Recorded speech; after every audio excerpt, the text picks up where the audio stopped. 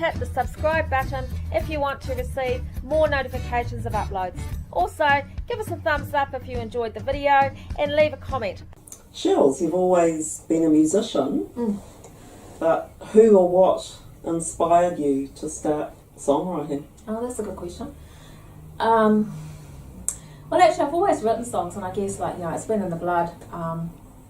My Uncle Philip was a songwriter, and one day his record that he got on the charts over in England actually appeared at our house. So I guess it's just, it was broken in two actually. It's quite a funny story, but Dad glued it together. He's like, What, literally? literally. I think, like, you know, I've always written songs, but who actually inspired me to take them out live? I'd have to say it would be Graham Hardacre, really, because I didn't really have the confidence, any confidence in playing the guitar at all, because I was always a keyboard player.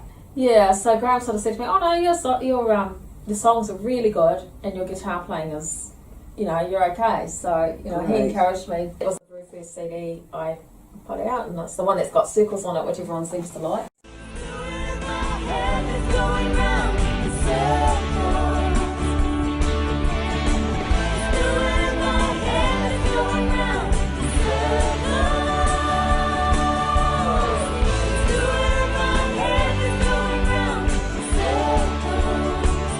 So with the original music, what were some of the pitfalls playing your own songs, and what were some of the good things? Some of the good things is obviously that it's your soul, it's who you are, and it's showing the world a little bit of yourself that's real. It's amazing taking a song that's you've just written in the bedroom and just taking it and just seeing the end result of when the band is finished with it, the musicians, is amazing.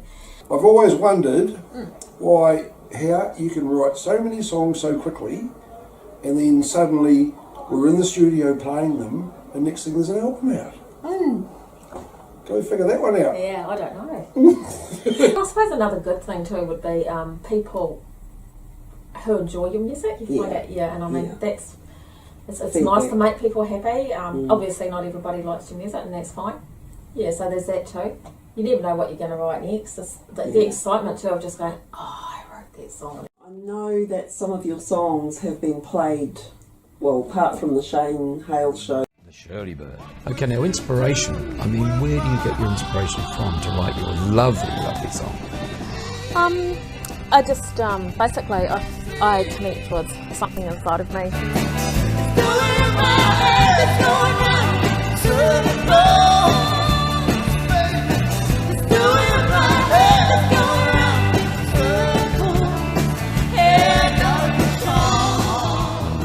That has to be a single.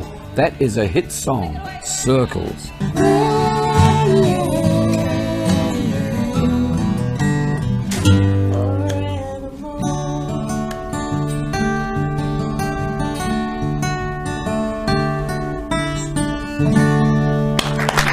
Some of them have been played on air. But I'm never gonna give up.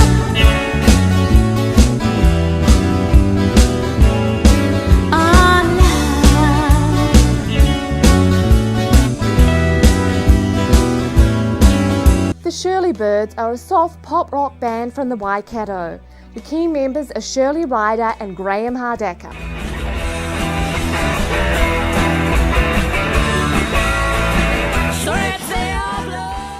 Just little notes there. I thought, wow, that's really nice. So, so you do like a lot. Sing that now, shall we? He's clear. Graham, let's not. Bright Star by Shirley Ryder. What a beautiful song. I told you. It is. It's a wonderful song, and that started the whole ball rolling. Now, you are really a bright star. Oh, thank you. Waikato rocks.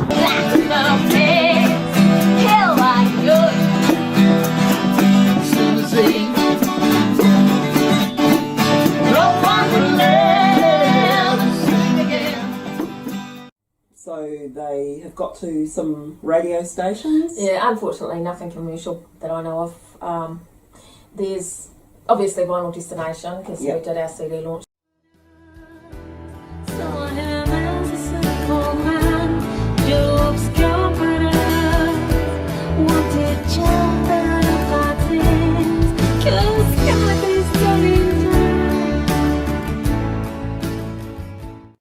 maybe Prince Alarming. You Spin Me, we got a lot of airplay for that one from them. Great. Around and around you spin me, around and around, around and around you spin me, boy. Biggest indie station in Australia. It's been going for over 30 years and they play Wow. New Zealand music only. Like the Reaper from Lucy Starr went on there, Lady Blue.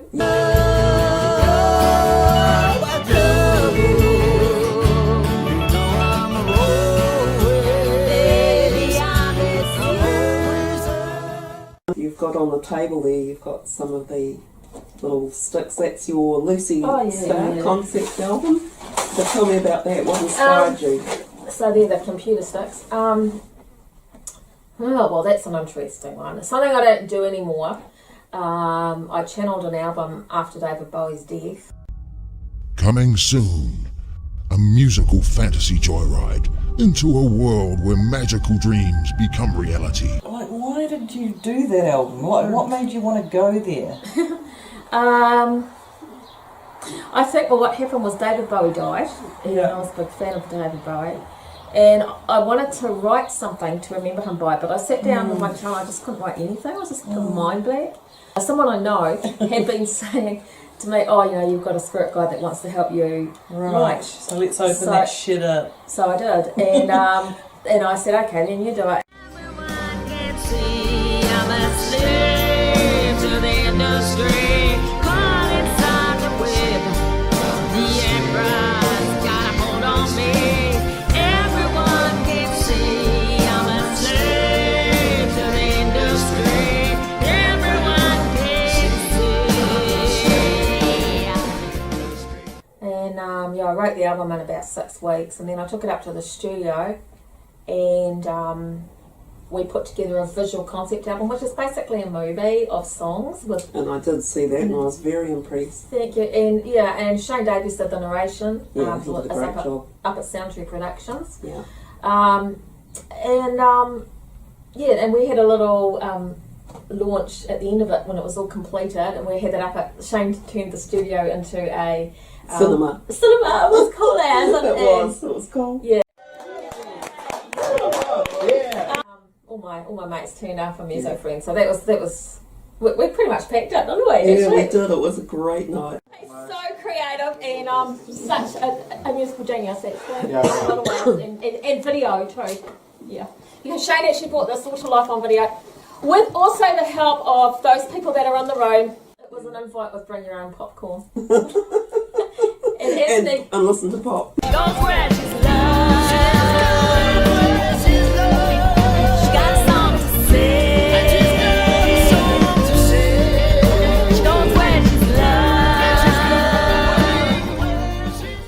Not only were the songs channeled, the videos were channeled. It's like it gave me messages on a need-to-know basis. Did it make you feel? Was it a good vibe or no? Not a good vibe. But it was something I was so dragged into, enticed into, that I couldn't let it go. It became my life. That project was my life. Did you try and stop it? No, I loved it. You just went with it. Totally. I worked out that my Lucy Starr album, which I haven't even told you this, when you actually play it backwards, it actually comes up with a whole lot of messages, like the whole thing. This is true. That wouldn't surprise me.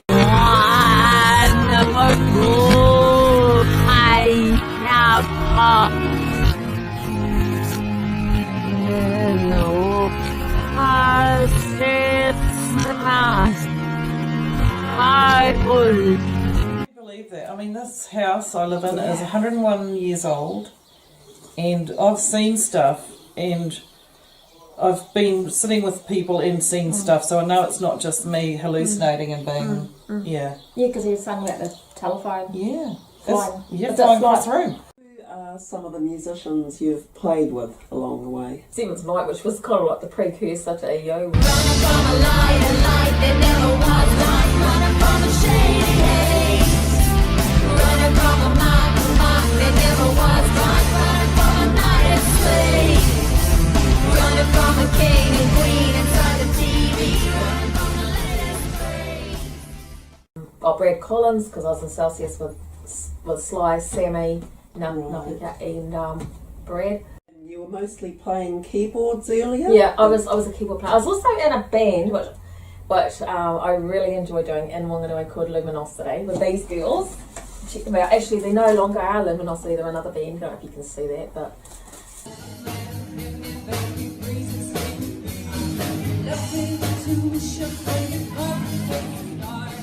How old were you when you joined your first band? What happened there? I think I was 24 from memory. That band I was in that band for 3 years. So they were called Heartbeat. We were a fielding band. Oh, and I heard that there was it a mountain rock? Oh yeah, we did a mountain rock concert. I did that with a guy called Johnny B. I met him in Palmerston North.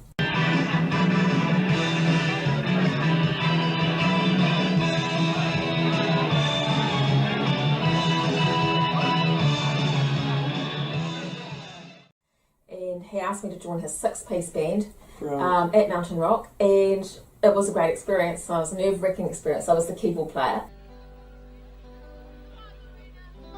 I'd like to introduce you to some friends of mine.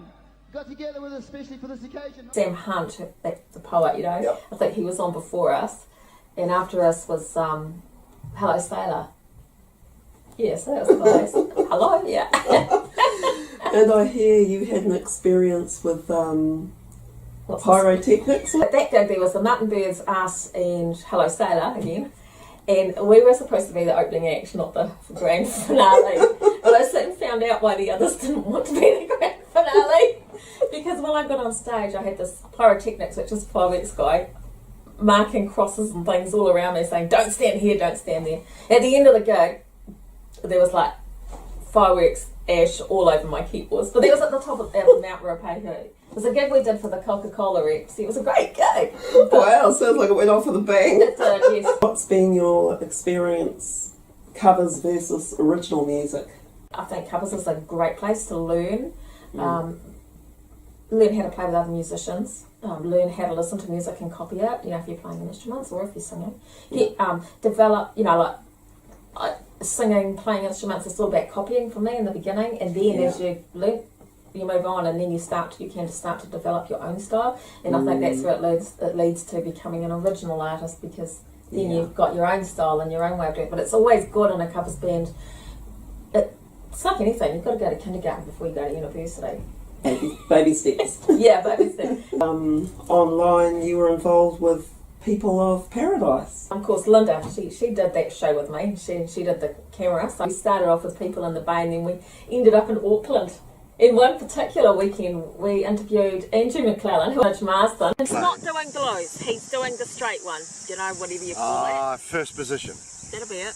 Bob Dylan plays in first position. Probably. He actually got us all the way to the park, Cornwall Park, from over at the North Shore.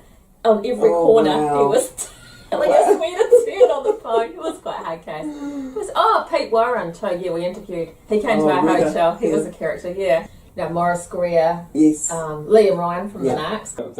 That was a big year for us. That was with Heart and Soul. This was the most popular song of the year. Lots of people around the bay, you know. Derek Jacobs, Tim Julian. Oh, you know, you can just go to the YouTube channel and have a look. It might be the easiest. Also, sadly, even though people that have since passed on, I believe you've had family members that have been very grateful that you've... Oh, yeah, Darren Greenside, who was a big name in Tauranga and Wanganui, actually. You know, you see people in wheelchairs, but you never realise how, you know, you look at a footpath and you think it's flat. They're never flat. No. They're on a tilt, people. They're on a tilt. He passed on, I think it was a couple of months after the interview. After the interview, yeah. Which was totally unexpected and very sad.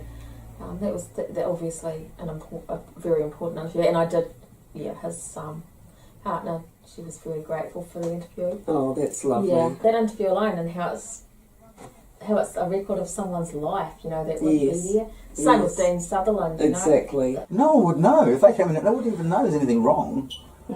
That's what's going to heal us, is happiness. That's what's going to do it. What was the philosophy behind it? Originally, the philosophy was just to learn how to use my camera. That's pretty honest. And have some fun.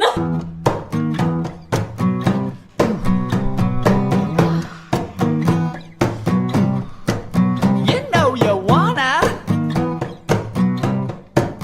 but I'm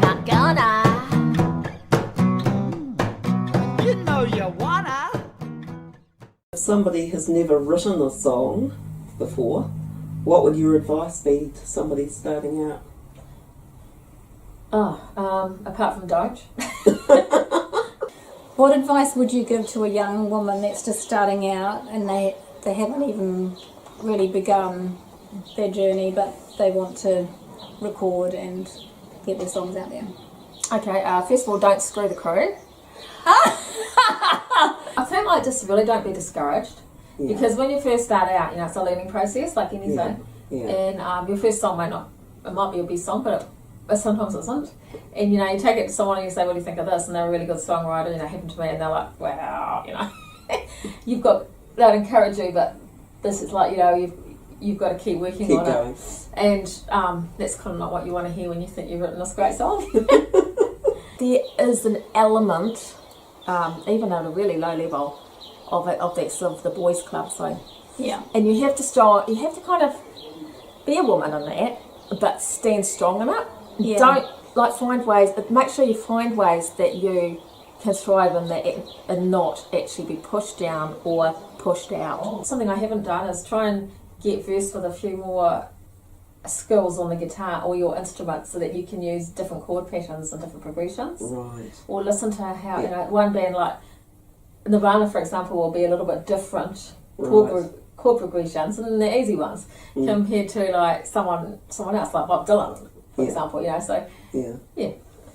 So when you write your songs, what gives you the inspiration for your songs? Oh, that's a really good question. Inspiration comes from all different places. Quite a lot of the time I'm just sitting there with my guitar, or the piano, and I don't even always know exactly what I'm writing about when I write. Other times I will actually sit down with a mission and start writing. Sometimes I'll just write the lyrics. It's a tricky question to ask, actually. Yes, because every song comes from a different place. Yeah, every song comes from a different place and a different subject. So I guess it depends what's going on in my life at the time, I mean, I've purposely chosen things, like for example, I wrote one recently about my daughter, dedicated one about my daughter, and I wanted her to know how I had felt about her when she was growing up, because she misinterpreted some of the things that I meant. So I wanted her to know the truth of my real feelings. Now, I remember interviewing you. I wrote a column in the paper to promote a gig for you a couple of years back. And I remember you said even though you've lived most of your life in New Zealand, you were born in England. Yeah. And you had a stint in Cyprus, I think it was, as a child. Yeah. That's interesting. So has any of that influenced your music? Well, I don't know that Cyprus has. Cyprus was an interesting place, though. Yeah. But yeah, I don't really remember much about Cyprus. I just remember the scorpion on the veranda, and the hornet tree at the back of the house, and the tornado coming down the road, the massive thunderstorms, and the imaginary boa constrictor that if it caught us on the way to school in the wadi, we used to call it, then if we didn't know the Lord's Prayer, it would eat us. That's all I can tell you about. And that my dolls got stolen. That's about it. I'm always interested in people's heritage. So tell me about where you're from. And your family background. Yeah, so I was born in England, a place called Gloucester. And moved to Cyprus for about 3 years. Moved to Cyprus? With my parents, obviously. Back to England. My dad was in the forces, so that's why I moved to Cyprus. And then, and I used to tell everyone he was a spy, but actually he was a radio technician at GCHQ, which is the spy headquarters in England, in Cheltenham. Wow, it sounds impressive. Yeah, well, it sounds impressive. And then came over to New Zealand at 9 years old and basically been here since. Did all your schooling here and stuff. Yeah, so that's really cool. Yeah.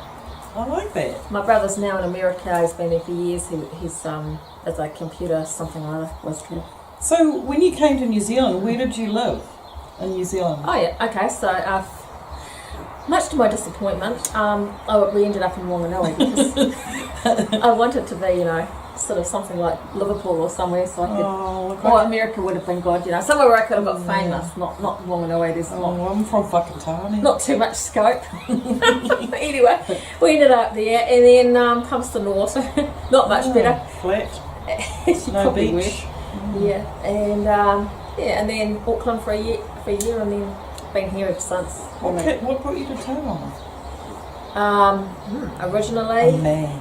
No, not originally. Actually, no, my parents lived in Katikati. Oh, okay. My mum's passed away now, but I got sick of Auckland, so a year was enough. Well, who wouldn't get sick of Auckland? In England? England, well, the song I can tell you about England and how that did influence my music, perhaps. I wrote a song called What Part of No Don't You Understand, and you can hear the English accent coming through. Great So song. it's quite interesting. Yeah. And you did the music video too for that, didn't you? I did, yeah, and actually one of our locals here, our local musicians, Brownie Brown, was in that one. So I wore a short skirt to your delight. How I like to dress is not your invite. You ain't much of a man if you can understand. A date is a date, I didn't ask to get banged. So that, what part of no, where did that come from? What inspired the song? Okay, so it is a life experience of mine. It's my way of making a send-up or a tongue-in-cheek way of talking about date rape, because that did happen as a serious topic, and it did happen to me, and it's happened to many, many people, I would suspect. What part of no don't you understand? What kind of girl do you think I am? A kiss is a kiss, remove your forcible hand. What part of no don't you understand? A date is a date, I drew a line in the sand. What part of no don't you understand? A drink is a drink, it ain't permission to land. What type of girl do you think I am? A kiss is a kiss, remove your forcible hand. So, Shirls, tell me, have you anything interesting in your ancestry?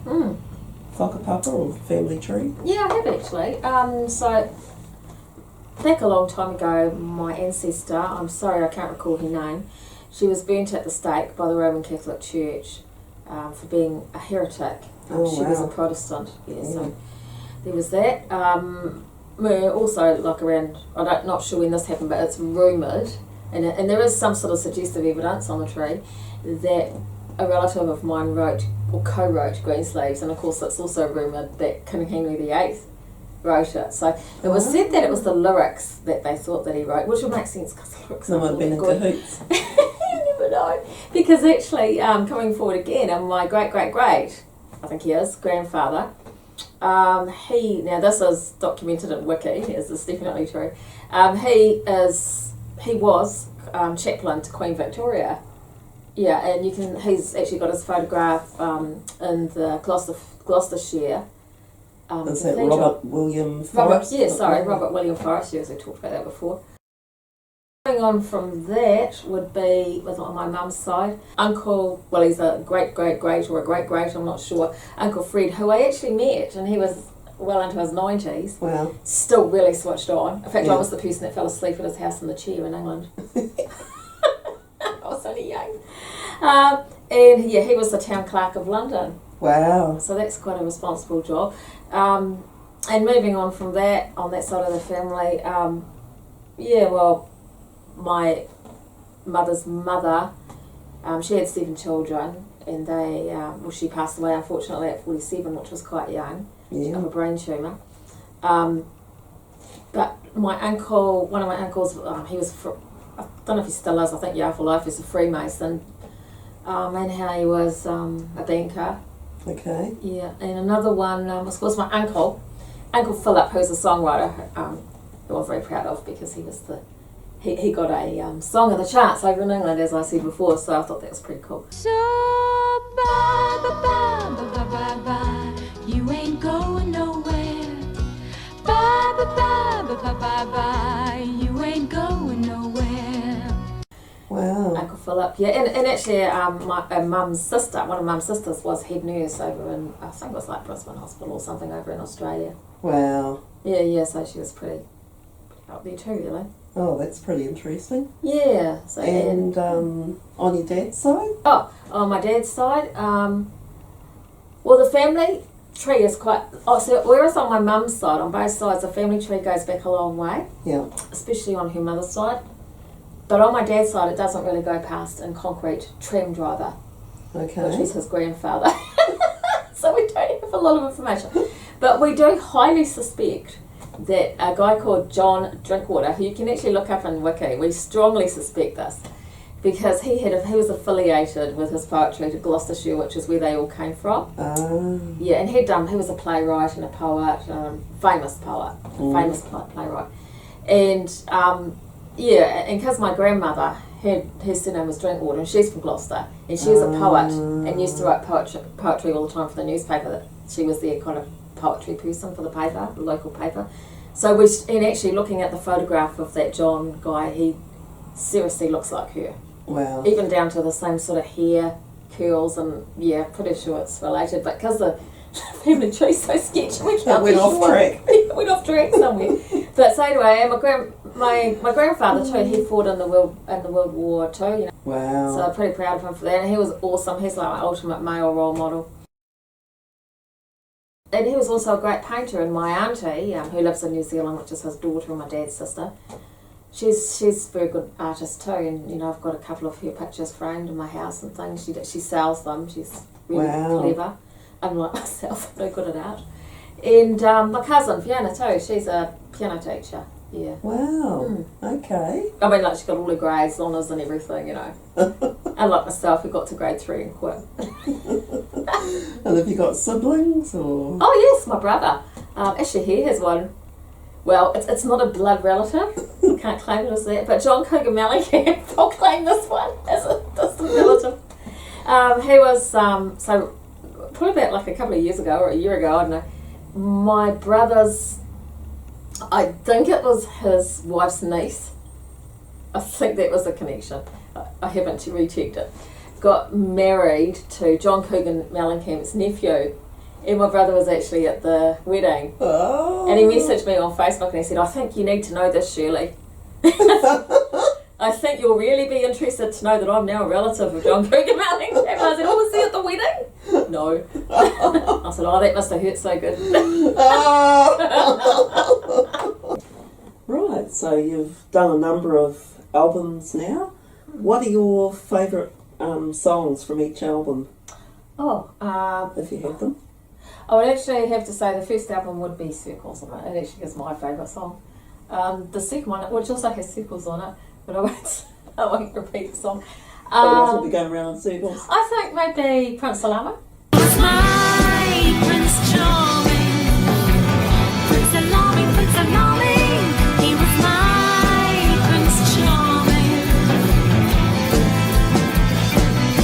The third album, which was Lucy Starr, I like. It's hard to pick one off that, but the ones that I like best would be Slave to the Industry. Yeah. And She Goes Where She's Loved.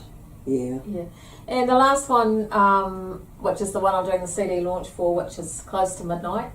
What everybody likes to do is Comforters, which I originally liked the best, but now, because I've heard it 100,000 times, I think I like the last track on there, which is called It Didn't Have to End That Way. God, give us strength.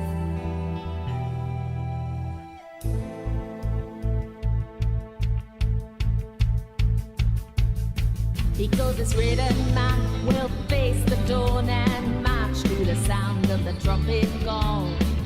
Get fruit from the burning trees and drink from the blood in the sea. This is your second album that you did with Graham Hardacre, the Shirley Birds.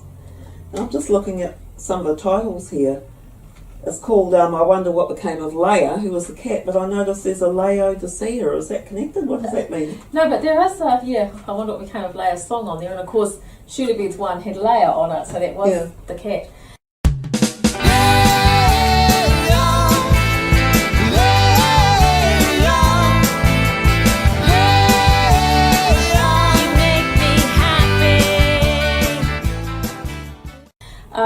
First of all, before I answer that question, I'd just like to say big thanks to Jeff Nelson, who jumped for us, and David Thompson, who played bass. Great. Yeah, and also Tim Julian, who put the whole thing together in his wonderful studio. Wow. And actually Vern Bigwood, who did the artwork for us. Yeah. There. And Bruce Rollins, who played with us live, and Grant Hower for opening up for us too. Wow. Yeah, so it was a great night at Vinyl Destination. moving Great right along. musos. Yeah, it's really lucky and really blessed. So Laodicea. There is healing in my wells. Laodicea. It's about like this place is called Laodicea, and it's the reason it's called that is to do with the water that they have there at the place is neither hot or cold, it's lukewarm. A lot of people think that that's a reference to today's church as well, because there's a lot of, the prosperity gospel, and it's like you have need for nothing if you listen to the lyrics, which are reflected in Revelation. I am knocking, will you answer me? Knocking on the door. It's like Jesus is locked out of his own church. It's basically what it is. He's been locked out because everyone just thinks, this church is called Laodicea because it wants for nothing. It doesn't actually need God in its church at all. So I hear you're also involved with the lab rats. So the lab rats, unbeknownst to Steve, is Steve Labstrap. Was that? No, that was Steve Labstrap holding the camera. Labstrap, yeah. Who are you, Steve? Drum rack or something like that. Lucy and Fur. Lucy and Fur. Oh. And I must be Lucy. Where did that idea come from? Yeah, so where did it come from? Well, I guess the actual band is called Lucy and the Lab Rats, and we're a new band in Tauranga. We've not done any live gigs, we've just been doing some recordings. But the idea, because obviously Lucy Starr, and originally Lucy Starr was called Lucy Rats. Oh, because Starr backwards was rats. It's actually one of those films that if you study it, you will see more and more and more and more stuff. Right. It's one of those films that you watch it a lot of times and you will notice a lot of stuff. People don't even notice the basic thing like rats, But anyway, so I had Lucy Rats was my name, and I converted to Lucy Starr when I became famous. Right. Not I, but the character. Right. So that's where Lucy Rats came from. We're recording an EP which is called A Can of Worms, which has Babbles of Love on it.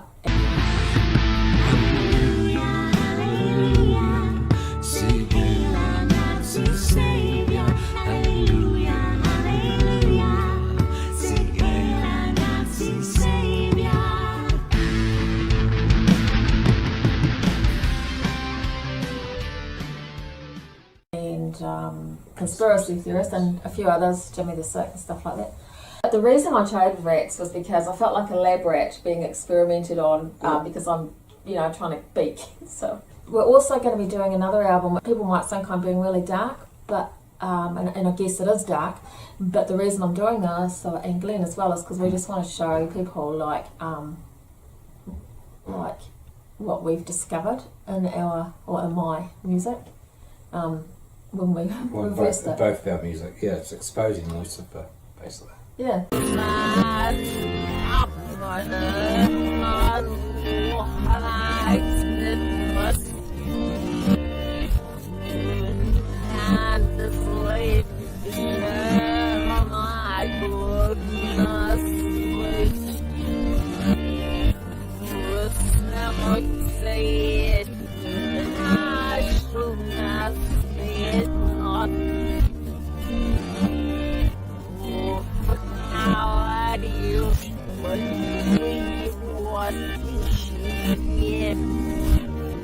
So, it might sound a bit out there, but we're trying to do something, what we think is good, but it probably looks dark.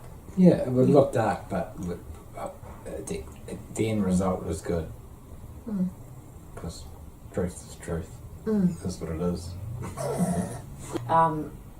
It's all about social messages, what we feel is the truth, and it needs to get out there really, which is why we did Babbles of Love, exposing some of the evils in the Roman Catholic Church. And the reason I'm so interested in that is because my relative was actually burnt at the stake. Yeah, so that's that. We're going to be doing a song called Jimmy the Stick, and then of course which is actually about the BBC really, exposing a lot of their stuff. Jimmy Savile, all of that. We haven't got that far yet. And we did, conspiracy theories, which you and me actually, right? That's right. Conspiracy theorist, I should say. I don't believe in COVID-19. I don't believe in Bill's vaccine. I'm a conspiracy theorist. Don't you tell me what to do. when we said I don't believe in COVID-19, we weren't saying it's not real. It was like another thing. We're saying we're conspiracy theorists. Yeah. Looking at other artists out there, who have you found to be most fascinating? Oh, a lot of people, you know. Kate Bush springs to mind. Yeah, because... you do a good take-off of her too. I do, actually, yeah. She knew exactly what to do to suit a him, to fool him. She wouldn't have made a worse. And though she sent him letters, and he received them with a strange delight, just like his wife. And there she was before she phased on him. You know, Kate Bush was interesting because she was different, wasn't she? She was a breath of fresh air. Yeah. It's me, oh got me, oh come home, so cold, let me in at your window. What about male artists? Okay, so Shirley, what intrigued you about David Bowie? What intrigued me? Oh, well, it wasn't The Laughing Gnome. It's a great song. Probably Station to Station, because I went to see Christiane F, and that's when I first really liked David Bowie. Like he was really good looking as well, so that helped. The Thin White Duke. But he had just an amazing voice, and I mean that film, because I was quite young when I saw that film, so it was quite an influence on me. It was kind of dark, but because it was like heroin based as well. sort of like that. Yeah, it's sort of like that thing when something's really dark and you kind of get drawn to it, whatever that is. So yeah, hard to put into words, but yeah. The underground life of Berlin was basically what was about. Yeah, it was quite out there. What musicians have you most enjoyed seeing live? New Zealand wise, I probably enjoyed the Narcs. Yeah. Obviously, I did really enjoy Crowded House. Yeah. Internationally, Midnight Oil were great. Oh wow. Yeah. Obviously Bowie. And so the Bowie fascination carried on from there. Yeah, I guess so. I went to see David Bowie actually live when he came to New Zealand in Wellington. So that Cirrus Moonlight tour. Yeah. So, I don't remember a lot about it, but it was awesome. And one of my friends, she actually got to sit beside him coincidentally on the aeroplane from Australia. Ooh. Yeah, so she met him, and they were talking all the way back from there to here. And that'd be like meeting God. Because she was actually studying music at the time. She's actually a school principal now. But yeah, so it was pretty cool, I guess. Yeah, she was my friend at school. So. Far out. What was your favourite part of that concert? I don't know, because the only thing I remember him now, because it's so long ago, the only thing I can really remember about it was just when he was saying to the crowd, "Don't push anymore. If you keep pushing forward, I'm gonna leave," or something like that. Oh, it was getting dangerous. Probably was a bit of a downer side, really. Yeah. That's all I can remember. Oh yeah, but it's a long time ago. He was just so great. Everyone wanted to be close to him, eh? Yeah. Billy Joel was surprisingly awesome. The Piano Man. Yeah. Is it because you could play the piano as well? No, I wasn't. I actually went to see Johnny Farnham because he was opening up. I wasn't all that impressed with him. But Billy Joel, I became a big Billy Joel fan after that. He was amazing. Wow. Amazing personality, voice, talent, piano, everything. He just had it, And I always thought Billy Joel was pretty cool because I saw him at the awards years ago when I was a kid, and he wore these white shoes with a suit, and I don't know, I just thought that was pretty cool. I don't know why. It was like no one else had done that. Yeah, that's pretty cool, isn't it? Yeah, I always remember what he said at his concert too. At the end of his concert, he said, in this American accent, "You got a great country here. Don't fuck it up." So, talking about your album, your concept album, how was that different? It's a different approach from your previous albums? Oh, yeah.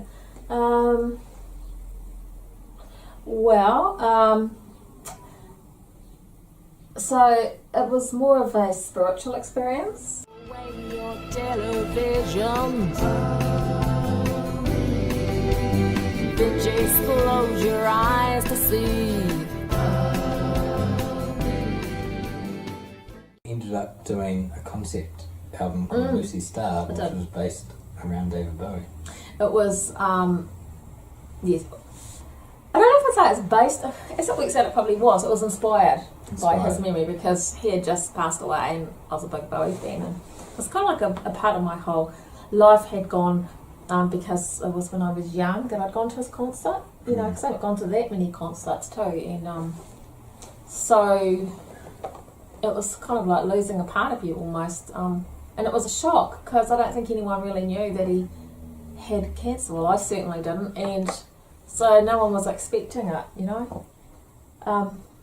So in terms of the album, yeah, I think it was more an inspiration, and as it turned out, you know, because I was channeling it, I sort of ended up with a lot of David Bowie references and weird things happened that were quite Bowie-ish, but I don't think that they were really of me.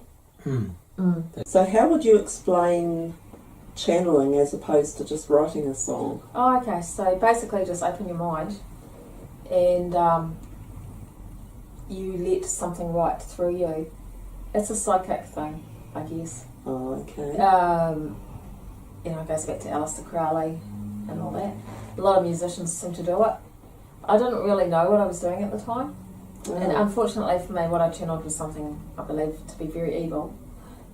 But I was having a lot of fun at the time, so yeah. Going out with sold religion. Ain't that the way it's supposed to be? One day I'll be free. Light a candle, save a breath. That's what it is. That's what channeling is, though. Wow. Yeah. Okay. Well, It's letting something right through you. So you basically, the experience is like this, for me, anyway. So when I channel a song, I don't do it now, by the way. It's, so you I was sitting at the typewriter, because I'm a touch typist, and I close my eyes, and I empty my mind, and then I see words coming down not on the outside of my eyes, but inside my head. I can see them coming down, like in groups of 3, basically, or 4, and then I just type them as they come down, and about 3 or 4 minutes later, I've got a whole song. Wow. And if I try to edit it's worse. Like, the song is perfect channeled. And it's the same with making the videos, like, you know, I sort of could see pictures in my mind of ideas for the videos. Not that I did all of the pictures in that, obviously, but I did, you know, like when I put my makeup on, or I didn't make, Shane put together the pictures, but you know, I would sort of say, oh, I think I need a levitation scene here.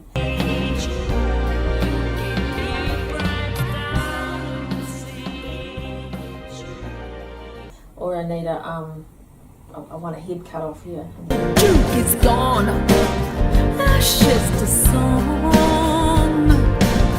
The thin white guides you in your head. Maybe it's wrong, maybe it's right, but I want what's left of this all to shine bright. Yes, I saw them pictures and I could see the words coming down. In fact, I channeled a whole 4 chapters of a book once. Wow. The same way, because I wanted to test it and see if it was my brain doing it or if it was really happening. Yeah. So I don't do that anymore because I think it's extremely dangerous. Right. I stay away from psychics. I stay away from anything like that. I am a Christian now, and I believe that it's not right. I've had a lot of friends, and I used to go to psychics a lot and all that sort of stuff too, you know, and I've seen things happen. And I know some people think it's just, there's good, and you know, there's a lot of good in it, but it's just not my belief. And because of what's happened to me, I don't want to risk it. Yeah. Yeah. Yeah. Going through that experience with the channeling, and you felt it was like dark. Has this got something to do with your battle with cancer, or has that influence? I believe it has. I always felt that me getting cancer was in some way tied to what I'd done with the channeling, although, because it used to speak about death. Salute to the brave, wake up the dead. Then I turned the album backwards. And then there were messages on nearly every song, and on quite a few songs there were songs saying that it had put cancer on me. So I, with my own name even in one of them. So it was my confirmation of what I always felt that I had already known.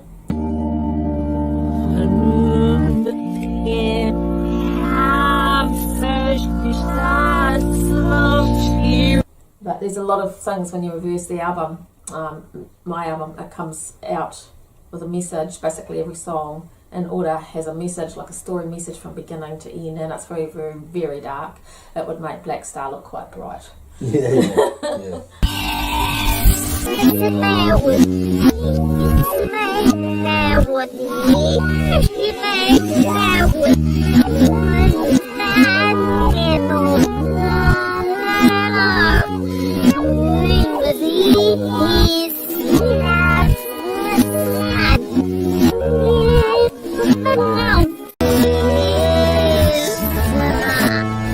Have you got this recorded? Is it on a site, or is there anywhere? The Lucy Star album forwards or backwards? Or both, yeah. Yeah, okay, so the forwards one is on YouTube and you can just access it. I've also got the sticks that we talked about before earlier in part one. That's just the sticks that go inside your computer. I think you want one of those for about $30 or something. And the backwards version is something we're going to be doing with Lucy and the Lab Rats. I don't think it's the sort of music anybody will want to listen to once again, but the Lab Rats are well known for that. Yeah. Oh, well, they're experimenting, aren't they? They're experimenting, you never know. But our point isn't to, it's not really to put out a great album with the Lab Rats. It's to, we just, in our own way, trying to expose things that we think need to be exposed, and, it's experimental, isn't it? So. And I hear the Lab Rats caught the interest of overseas. Oh, yes. What were they, a promotion company? No. Some of you might have heard of Twin Peaks. That's right, yeah, so they were interested. Yeah. The guy that runs the really major big fan club overseas in the UK, he'd never done an interview before and he wants to interview us. We've just been putting him off because we've not been well. But he wanted to interview us because he was so, blown away by A, Lucy Star going forwards, right, and B, the backwards, because of course Twin Peaks has a lot of backwards stuff in the lodge, that they have something lodged there. So that was really interesting. There's another guy who actually owns a studio, and he was saying he'd seen the reverse thing on our page of one of the songs, and he was saying he was absolutely fascinated by it because he can't figure out how the words are so clear. He said he thought that we actually did that forwards. He thought that was a forwards recording. It was so clear backwards. Yeah. So anyway, but where to get the album? Well, it's something we're going to make. I'm in the process of just using an app online to reverse everything, and then I'm going to put the reverse backwards, the reverse forwards, reverse everything twice. You know what I mean? So you can tell it's all reversed, and then just put it all together and put it out there. I'll probably on a stick from the warehouse. So the sound will go forward and backwards. And what about the video? Yeah, that will be back. Well? That will be back and forward too.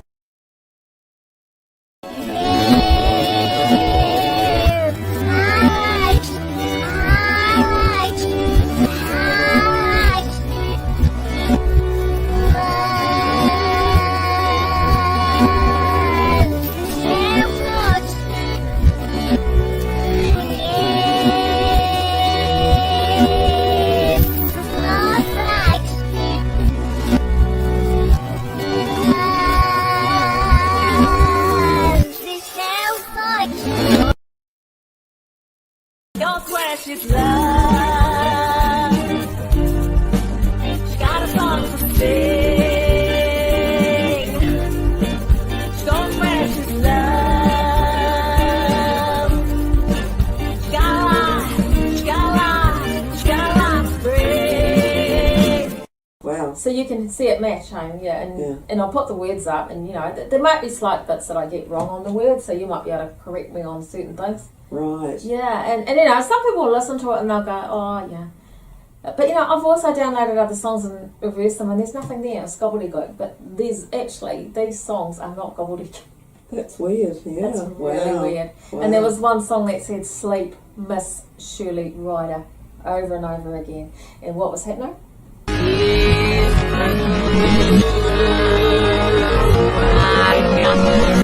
Oh, fascinating stuff. And so, obviously, like, just like Bowie had to battle cancer, and he went into remission, and he thought he was fine, and then it turned to shit. You've got your own battle going on, and it does make you think about spiritual things, doesn't it? And so now you're doing Shirley Ryder and the Faith. I am. And you're in the band? Yes, I am in the band. Yeah. Glenn's playing the keyboards for the first time. Yeah, synth and guitar. Yeah, so that'll be really cool. But yeah, it does make you think about things, and obviously I've gone on a bit of a dark track, and now I've decided to turn that around 100% and do something a bit more lighter. And I became a Christian. Yeah. That's cool. So, how has your battle with cancer influenced your last album?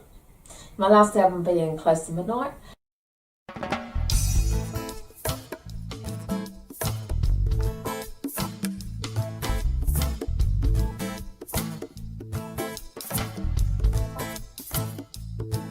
Keep the lanterns burning oil. It's close to midnight. I guess, like, you know, you're lying on your hospital bed and you're just like, oh, well, instead of thinking, what am I going to do tomorrow? It's like, well, where am I going tomorrow? You know, when you're told that you're going to die. So I had big questions to ask myself. I knew what I'd been doing. I knew it wasn't right. And so I changed my life around and I became a Christian. I'm not your regular Christian that goes to church. But I believe in God and I believe in Jesus Christ and all that. And changed my life, and so I guess that inspired me to write the next album, which was The Close to Midnight, which has a whole lot of songs about the Bible and also, like, you know, the feeling of my own journey through cancer and through my faith. But it's an uplifting journey, even though the album is melancholy, it's real, and it's also uplifting because it's a story of faith and hope. Yeah. Crossing the Red Sea. Moses said as he raised his staff, no use having the blues crossing the Red Sea. Moses said as he raised his staff,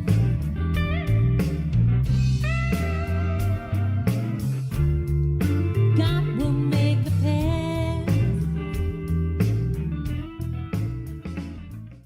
And the linear line, can you tell me about that? That's about a book you're writing, is it? So that the reason I wrote a book, and the purpose behind the book was really for my children, to leave something behind for them and family. And the linear line is what it's being called, which is obviously about the linear line, the lifeline.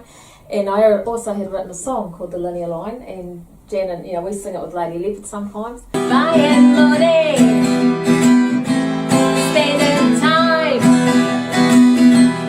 going nowhere on the linear line. Won't someone save us? We can't get back. Silver's famous. It all means jack. With the book, I'm also going to have a CD or an MP3 stick or something with some of my unrecorded songs, including the linear line. And and this launch that I'm doing at the Jam Factory, I am thinking will be my last public launch. Right. So the book, what I want to do with that is do more of a going around different people's houses and just reading a little bit out of the book and singing some songs with my guitar. Like a private party sort of thing. Is there anything that you'd like to share about that book?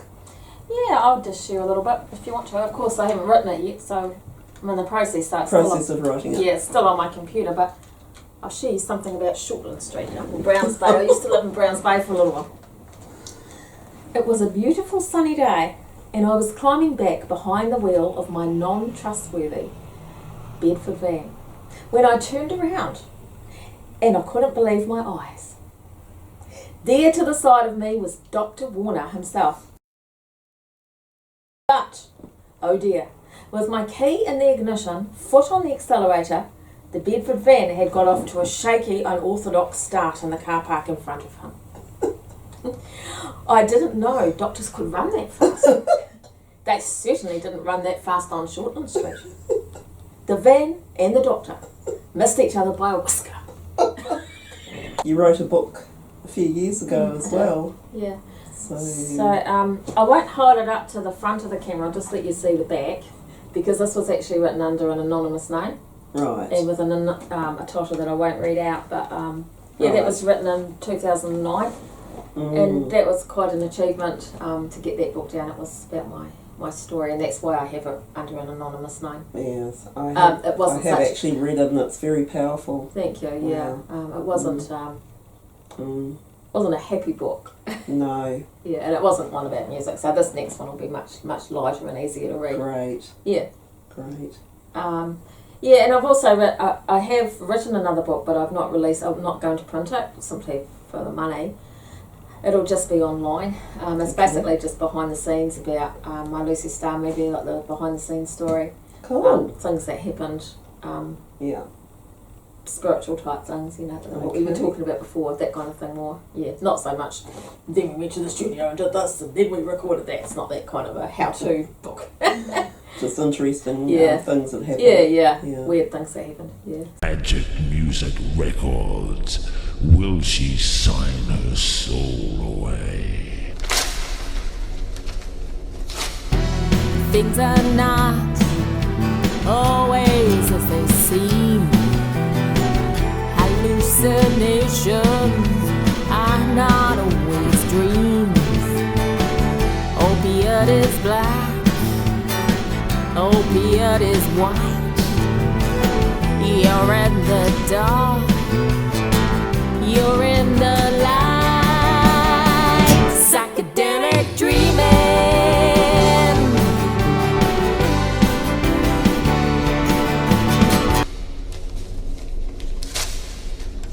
That's been a fascinating interview, Yeah, and thank we're you. looking forward to more of the Shirley Ryder Show. Yeah, I'm really looking forward to it too. And we've got a new series coming out. Okay. Probably kicking it off with K's one, which is Connor Boyd. Don't forget the launch, the CD launch on the 20th of February. Yes, at the Jam Factory. Yeah.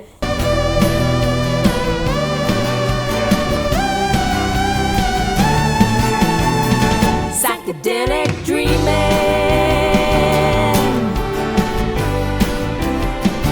Psychedelic dreaming.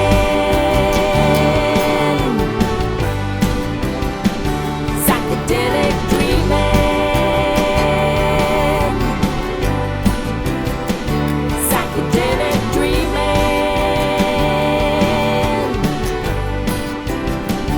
Psychedelic no more apples, no more snakes, no more demons, I'm awake. No more hydras, no more beasts, no more crocodile feasts.